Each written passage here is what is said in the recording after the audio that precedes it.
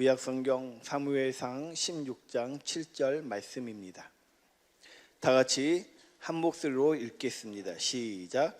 여호와께서 사무엘에게 이르시되 그 용모와 신장을 보지 말라. 내가 이미 그를 버렸노라. 나의 보는 것은 사람과 같이 아니하니 사람은 외모를 보거니와 나 여호와는 중심을 보느니라. 아멘.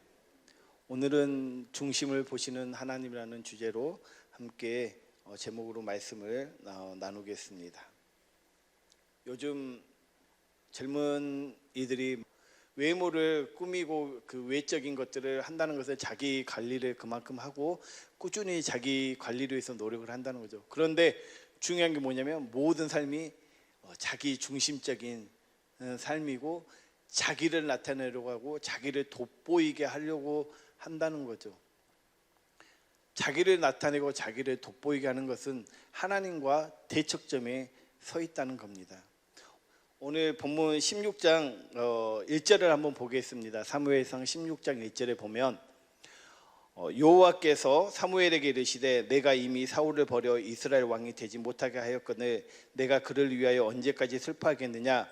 너는 기름을 뿔에 채워 가지고 가라. 내가 너를 베들레헴 사람 이새에게로 보내리니 이는 내가 그 아들 중에서 한 왕을 예선하였음이니라 라고 말씀을 하고 있습니다. 그러니까 사무엘에게 하나님께서 내가 왕을 하나를 준비했으니까 가서 그 왕에게 기름을, 내가 선택할 왕에게 기름을 부으라고 이렇게 명령을 내립니다.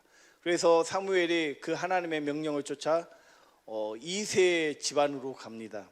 이새의 집으로 가는데 오늘 이제 본문 6절에 봤고 그 보면은 그 7절에 한번 보겠습니다. 16장 7절에 보면은 여호와께서 사무엘에게 이르시되 그 용모와 신장을 오늘 본문에 보지 말라고 하죠. 왜 보지 말라 하냐면 6절을 한번 보겠습니다. 6절을 보면 그들이 오매 해서 여기서 그들은 몇 명을 말하냐면 7명이 와요. 사무엘이 딱 보자마자 뭐합니까? 마음에 드는 애가 하나가 있는 거예요. 6절 보면 그들이 오매 사무엘이 엘리압을 보고 마음에 이르기를 여호와의 기름 부으신 자가 과연 그 앞에 있도다 이렇게 고백을 합니다. 보니까 첫째가 엘리압인데 엘리압을 보니까 쟤가 하나님이 뽑아놓은 사람이구나 라고 이렇게 생각을 합니다. 왜 그렇게 생각합니까? 그 다음 절에 보면 하나님께서 사람을 뭐로 보지 말라고? 외모로 보지 말라 그래요. 그런데 이 사무엘은 그 엘리압을 무엇으로 봤냐면 먼저 눈에 확 띄니까 외모로 보니까 괜찮은 거예요. 제 정도면 왕으로 할 만하다 그 생각을 가졌어요. 왜 그 생각을 가지고 있었냐면 사무엘이 이미 그 외모에 대한 선입견을 가지고 있었던 이유가 무엇이냐면 누구 때문에 그랬습니까? 사울왕 때문에 그래요. 사무엘상 9장 2절을 한번 보겠습니다. 사무엘상 9장 2절에 보면 기스가 아들이 있으니 그 이름은 사울이요 준수한 소년이라. 이스라엘 자손 중에 그보다 더 준수한 자가 없고 키는 모든 백성보다 어깨 위는 더하더라 이렇게 이야기합니다. 준수한 소년이라 뭐 이렇게 개역 한글에는 표현되어 있는데 표준 세번역으로 조금 더 디테일하게 번역이 어떻게 되어 있냐면 보세요. 그에게는 사울이라고 하는 아들이 있는데 잘생긴 젊은이였다. 이스라엘 사람 가운데 그보다 더 잘생긴 사람이 없었고 키도 보통 사람들보다 어깨 이만큼은 더 컸다. 이스라엘 사람 중에서 제일 잘생긴 사람이었다고 그래요. 얼마나 잘생겼고 얼마나 키가 크고 정말 한눈에도 너무 멋진 사람이 누구였냐면 사울이었어요. 그래서 이 사무엘 선지자가 늘 사울왕만 보다 보니까 눈이 높아져서 이제 하나님께서 사울을 버리고 왕을 세운다고 하셨기에 그 명령을 쫓아 이새의 아들들을 7명이 쫙 부르는데 그 눈에 엘리압이 들어오는 거예요. 그래서 첫째가 제가 역시 하나님은 내 마음과 똑같아. 사람이 보는 눈이나 하나님이 보는 눈은 똑같아. 그렇게 사무엘이 생각하고 있을 때 그 마음을 하시고 하나님께서 뭐라고 합니까? 나는 외모로 사람을 보지 아니한다. 나는 무엇을 보신다? 나 요한은 중심을, 그 사람의 중심을 보신다고 이렇게 하나님께서 사무엘에게 말씀을 하고 있습니다. 그러면서 이제 다윗에게 기름을 부으는 이제 장면이 그 이후에 나옵니다. 근데 재밌는 게 무엇이냐면 하나님께서는 외모를 보지 아니하시고 사람의 중심을 보신다는 말씀을 더 강력하게 하나님의 의중을 나타내기 위해서 이 사무엘상에서 오늘 읽었던 16장 17장에서 이거를 조금 더 외모를 보지 아니하는 그 아버지의 마음을 조금 더 이제 간략하게 집중적으로 설명을 하고 있는 장면이 있습니다. 그게 무엇이냐면 그 사무엘상 16장 10절부터 한번 보겠습니다. 사무엘상 16장 10절부터 보면 이새가 그 아들 일곱으로 다 사무엘 앞을 지나게 하나 사무엘이 이새에게 이르되 여호와께서 이들을 택하지 아니하셨느니라 하고 11절 또 이새에게 이르되 내 아들들이 다 여기 있느냐 이새가 가로되 아직 말째가 남았는데 그가 양을 지키나이다. 사무엘이 이새에게 이르되 보내어 그를 데려오라. 그가 여기 오기까지는 우리가 식사 자리에 앉지 아니하겠노라 라고 이렇게 이야기를 합니다. 그러면서 외모를 보지 아니하신 하나님, 중심을 보신 하나님, 그걸 우리가 새겨놓고 본다면은 이 이삭은 8째예요. 막내예요. 그래서 정말 연약한 자예요. 어떻게 저렇게 연약한 자를 왕으로 세울 수 있을까 싶을 정도로 말째예요. 그러니까 이 성경에서 이 외모를, 말째다는 외모를 하나의 약점을 하나 딱 보여주고요. 그 다음에 이제 또 하나를 보여준 게 무엇이냐면은 17장에 가서 17장 4절부터 한번 보면은 누가 나오냐면 골리앗이 나옵니다. 17장 4절부터 한번 보겠습니다. 블레셋 사람의 전에서 싸움을 돕는 자가 왔는데 그 이름은 골리앗이요 가드 사람이라. 그 신장은 6규빗 한 뼘이요. 그 신장이 6규빗 한 뼘이면은 대략 약 3m 정도 됩니다. 키가. 5절 보면 머리에는 노투구를 썼고 몸에는 어린 갑을 입었으니 그 갑옷의 중수가 놋 5천 세겔이며, 이 5천 세겔이라는 게 이 갑옷의 무게가 얼마 정도 되냐면 대략 57kg 정도 된다고 합니다. 57kg 정도 되는 그 무게를 갑옷으로 입고 있어요. 그리고 그 다음 절 한번 계속 보여주십시오. 그 다리에는 놋단경을 쳤고 어깨 사이에는 놋단창을 메었으니, 다음 절 그 창자는 베트제 같고 창날은 철 600세겔이며 방패든 자는 그 앞에서 행하더라. 이 철 600세겔이라는 게 그러니까 이 창의 끝 부분 있죠. 그 쇠로 된 부분이 약 대략 7kg 정도 한다고 합니다. 그러면 이걸 다 얼마나 키도 3m 갖춰야 된다다가 이 모든 것을 갖추고 이렇게 딱 들고 있으면 전쟁을 할 때 이 정도면은 정말 그 헬스 트레이너보다 더 좋은 몸짱이에요. 몸도 엄청 좋고 아주 든든하고 어마어마한 사람이 골리앗이었어요. 그런데 하나님께서는 이렇게 골리앗처럼 외모가 출중한 사람을 보지 아니하신다는 거예요.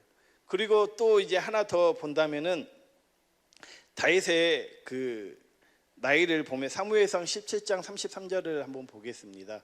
사무엘상 17장 33절에 보면 사울이 다윗에게 이르되 내가 가서 저 블레셋 사람과 싸우기에 능치 못하리니 너는 소년이다 그래요. 그러니까 다윗은 말째고 왜소하고 소년이라고 이렇게 이야기를 합니다. 그러면 소년이라면 대충 나이가 어떻게 될까? 우리가 보면은 그 17장 12절부터 한번 보겠습니다. 17장 12절부터 보면 다윗은 유다 베들레헴 에브라 사람 이새라는 자의 아들이었는데 이새는 사울 당시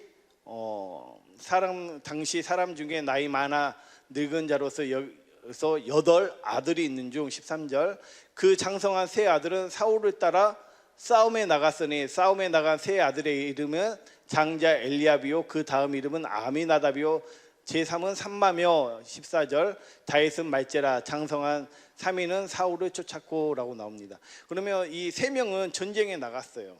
전쟁에 갔어요. 그런데 그 민수기 1장 2절 이하로 쭉 보면은 전쟁은 몇 세부터 가능하냐면 만 20세부터 전쟁에 참여할 수 있도록 하나님께서 20세다고 못을 박아놨어요. 그러면 그냥 이렇게 본다면은 20세다면은 셋째가 그냥 나이 적게 잡고 셋째가 20세다 보면 4, 5, 6, 7 그러면 연년생으로 났다면 다윗은 몇 살일까요? 최소 잡으면 15, 많게 잡으면 19이에요. 이 정도로 어린 사람이라는 거예요. 하나님께서는 외모로 보지 아니하는 거, 어리다고 보지 아니하시고, 구약에서는 가문들의 그 첫째는 누가 그 모든 걸 물려받냐면 장자가 물려받죠.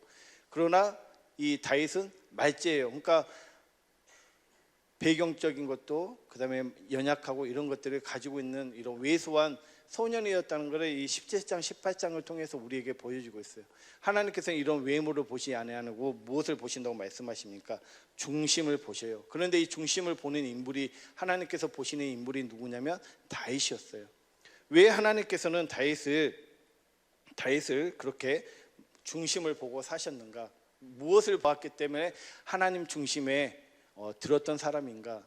여러 군데 있겠지만 우리가 잘 알고 있는 사도행전 13장 22절을 보면 이렇게 나옵니다. 사도행전 13장 22절 말씀.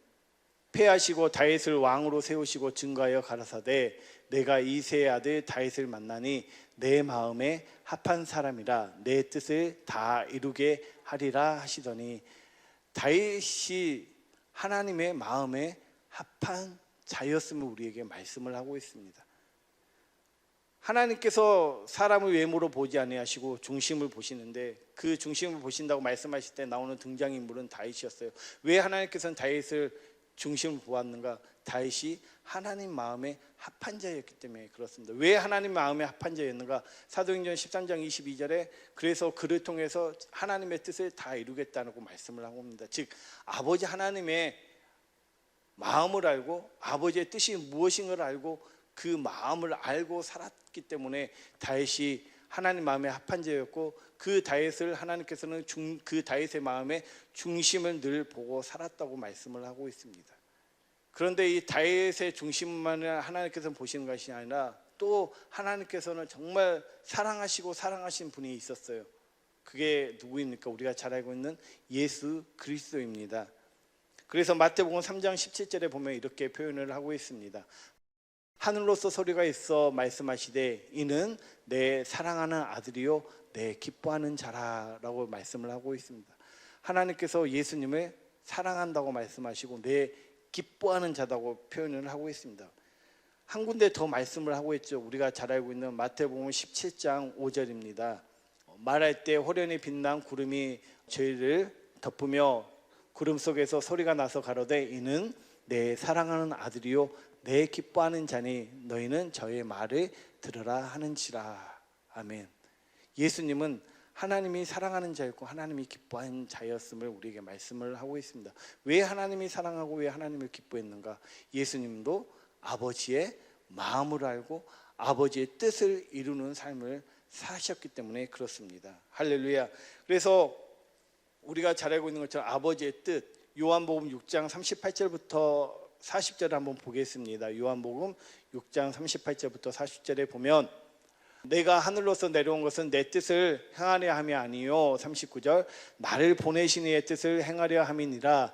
나를 보내신 이의 뜻은 내게 주신 자 중에 내가 하나도 잃어버리지 아니하고 마지막 날에 다시 살리는 이것이니라. 40절 내 아버지의 뜻은 아들을 보고 믿는 자마다 영생을 얻는 이것이니 마지막 날에 내가 이를 다 살리리라 하시니라 라고 말씀하십니다. 예수님은 아버지의 뜻을 알고 아버지의 뜻을 이루는 삶을 사셨어요. 그렇기 때문에 무엇이라고 표현합니까? 내 기뻐하는 자고 내가 사랑하는 자다고 말씀을 합니다. 반대로 생각하면 예수님은 아버지를 성전 삼고 아버지가 주시는 그 말씀을 듣고 그 아버지의 뜻을 이루기 위해서 매일매일 믿음의 삶을 사셨다는 거죠. 어떻게 믿음의 삶을 사셨습니까? 요한복음 10장 25절에 보면 이렇게 말씀을 하십니다. 예수께서 대답하시되 내가 너희에게 말하였으되 믿지 아니하는도다. 내가 내 아버지의 이름으로 행하는 일들이 나를 증거하는 것이거늘. 예수님 안에 계시는 아버지의 말씀을 듣고 믿음으로 매일매일 아버지의 이름으로 행하며 사셨다고 말씀하십니다.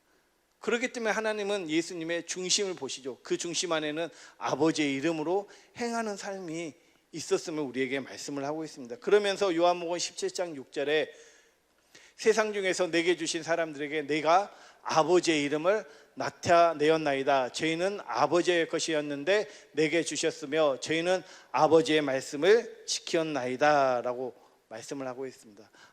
아버지의 이름으로 행하셨고 아버지의 이름을 뭐 했다고요? 나타내며 사셨다고. 이렇게 예수님의 삶은 그 아버지의 이름을 나타내는 삶을 사셨다고 말씀하시면서 26절에 보면, 17장 26절에 보면, 내가 아버지의 이름을 저희에게 알게 하였고 또 알게 하리니 이는 나를 사랑하시는 사랑이 저희 안에 있고 나도 저희 안에 있게 하려 함이니라 라고 말씀하십니다. 결국은 그 이름으로 행하셨고 아버지의 이름으로 행하셨고 아버지의 이름을 나타내셨고 아버지의 이름을 뭐 하셨다는 거, 우리에게 알게 하셨다는 거. 이게 아버지 하나님의 뜻임을 예수님은 아셨죠. 그래서 예수님의 그 중심을 보시는 하나님께서 예수님을 향해서 이는 내 사랑하는 아들이요 내 기뻐하는 자다고 말씀을 하십니다.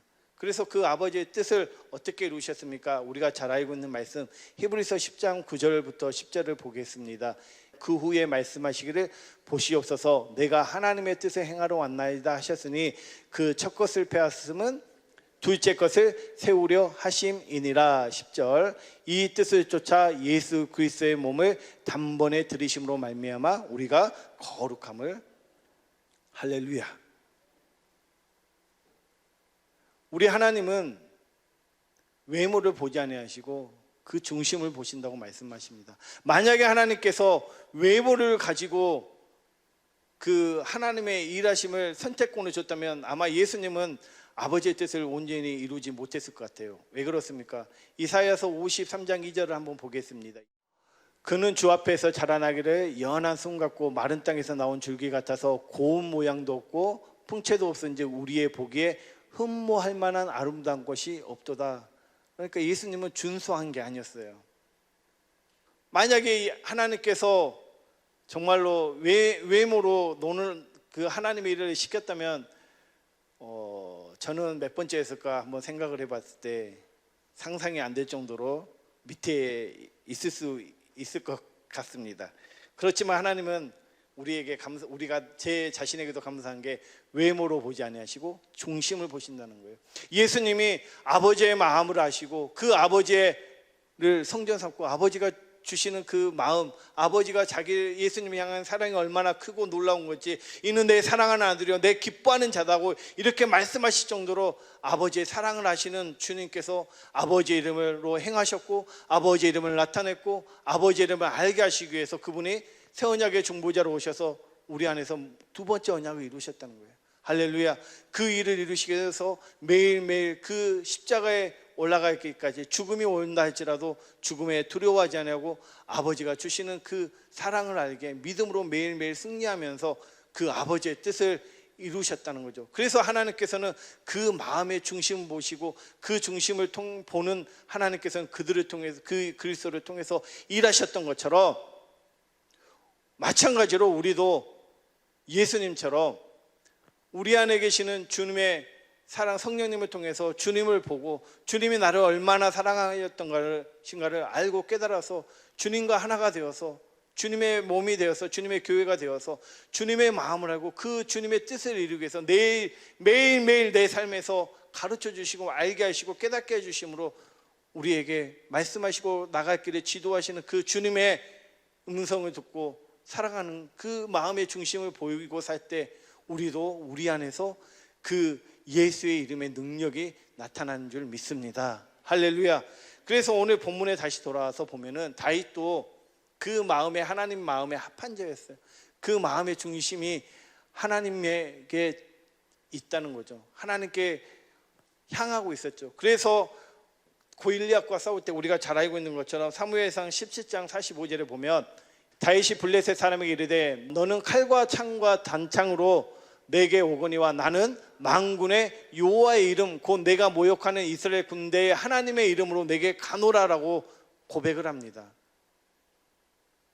예수님도 이 땅에 오셔서 아버지의 이름으로 행하셨고 아버지의 이름을 나타내셨고 알게 하신 것처럼 다윗도 아버지의 사랑을 알고, 왜? 그가 어렸을 때부터 양을 치고 할 때마다 다윗이 고백하죠. 사자가 오고 곰이 오고 양떼를 이렇게 훔쳐가려고 하는 사람들이 있을 때마다 내가 사자와 곰을 다 물리쳤다 그래요. 그가 그렇게 물리친 이유가 어디에 있었겠습니까? 그 마음에 하나님을 향하는 중심이 있었고 아버지의 이름을 의지하는 그 중심이 있었다는 거죠. 왜 그 마음에 아버지의 이름이 있었는가를 무엇을 통해 보면 알 수가 있냐면, 시편에 다윗의 시가 되게 많이 나와요. 그 다윗의 시 중에 몇 개를 보면은 시편 5편 11절을 한번 보겠습니다. 오직 주에게 피하는 자는 다 기뻐하라. 주의 보호로 인하여 영영이 기뻐 외치며 주의 이름을 사랑하는 자들은 주를 즐거워하리이다. 다윗이 그 목동으로서 또 왕으로서의 삶을 살 때 어떤 삶을 살습니까? 이제 한번 보았던 것처럼 주의 이름을 의지하고 살았다는 거예요. 할렐루야. 시편 9편 1절 2절도 보겠습니다. 시편 9편 1절 2절도 보면 지금 다 다윗의 시만 보고 있습니다. 내가 전심으로 여호와께 감사하오며 주의 모든 기사를 전하리이다 하면서 이제 내가 주를 기뻐하고 즐거워하며 지극히 높으신 주의 이름을 찬송합니다. 주님을 의지하고 그 이름을, 그 기사를 9장 1절에 그 기사를 내가 알게 하는데 그 놀라운 이적들을 어떻게 맛보았습니까? 주의 이름으로 맛보았다는 거예요. 다윗이 10절에도 이렇게 이야기를 하고 있습니다. 여호와여 주의 이름을 아는 자는 주를 의지하오리니 이는 주를 찾는 자들을 버리지 아니하심이니이다. 한 군데만 더 보겠습니다. 20장 7절입니다. 혹은 병거 혹은 말을 의지하나 우리는 여호와 우리 하나님의 이름을 자랑하리로다. 할렐루야. 우리 주님께서 이 땅에 사시면서 아버지의 이름을 아셨고 아버지의 이름을 나타내고 아버지의 이름으로 행하며 아버지의 이름을 알게 하셨죠. 그 아버지의 이름을 우리 또한 알도록 하기 위해서, 그래서 우리가 그 아버지께서 주신 그 이름 예수의 이름으로 우리도 매일매일 살아갈 수 있도록 하시기 위해서 그분이 새 언약의 중보자로 오셔서 십자가에서 그 일을 이루시기 위해서 우리 안에 두 번째 언약을 이루심으로 말미암아 아버지의 마음, 즉 예수의 이름 그리스도의 마음으로 살아갈 수 있도록 하시기 위해서 그분이 새 언약의 중보자로 오셔서 죽으시고 부활하시고 성령 안에서 우리 안에 오셨다는 거 말씀을 하고 있습니다. 할렐루야.